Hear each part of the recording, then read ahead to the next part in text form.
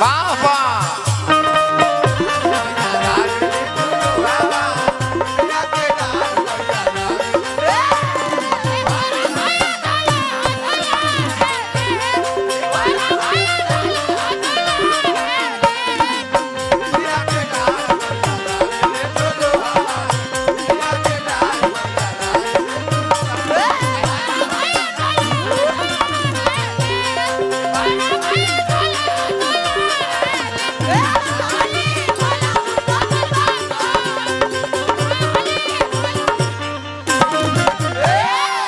बस बस रह दी धन्यवाद। वो हमरा के गुड्डू बाबा देनी है नो विदेश में रह ले नो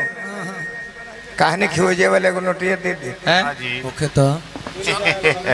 हमनियो के देख लीजिए। सोनू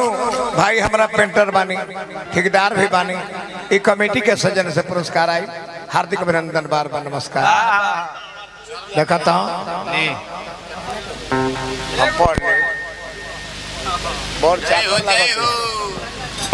बाबू आकर दाम ढेर हुई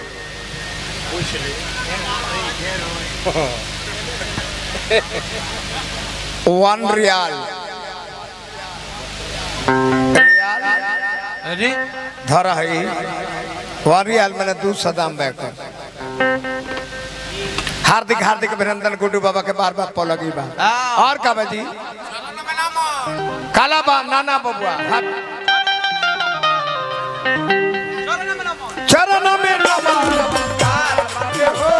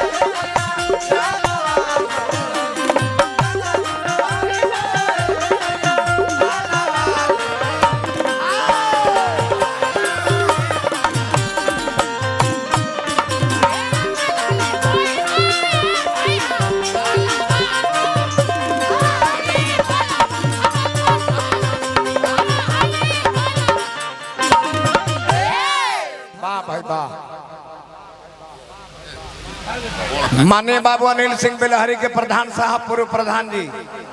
हजारों हजार रुपया पुरस्कार देने अनिल बाबू के बार बार प्रणाम हार्दिक अभिनंदन शुभकामना। हाँ जी विधानसभा के प्रत्याशी बने हाँ प्रत्याशी नहीं की विधायक अब की यहाँ के बने के बाद हम जानते हैं आदित्य बाबा के माध्यम से 100 रुपया आई बाबा के बार बार पौलगी आशीर्वाद के प्रतीक्षा जी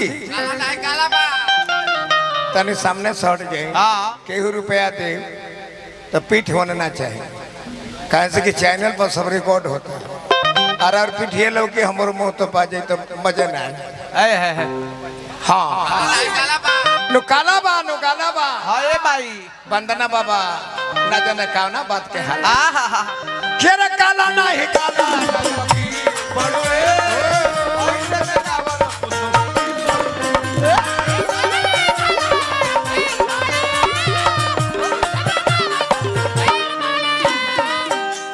आदित्य बाबा के नाम पर हजारों हजार रुपया पुरस्कार आई बाबा पर नाम बा इस कमेटी के पेंटर साहब बने ठेकेदार साहब बने 1 रुपया पुरस्कार देने बार बार नमस्कार भाई के काला नहीं काला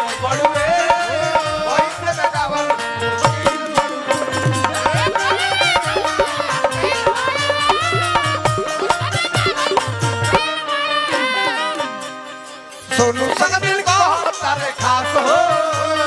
दोनों जन मिल को हम तारे खास हो आवा हाली बोलावत कमल बस हो आवा हाली बोलावत कमल बस हो आवा हाली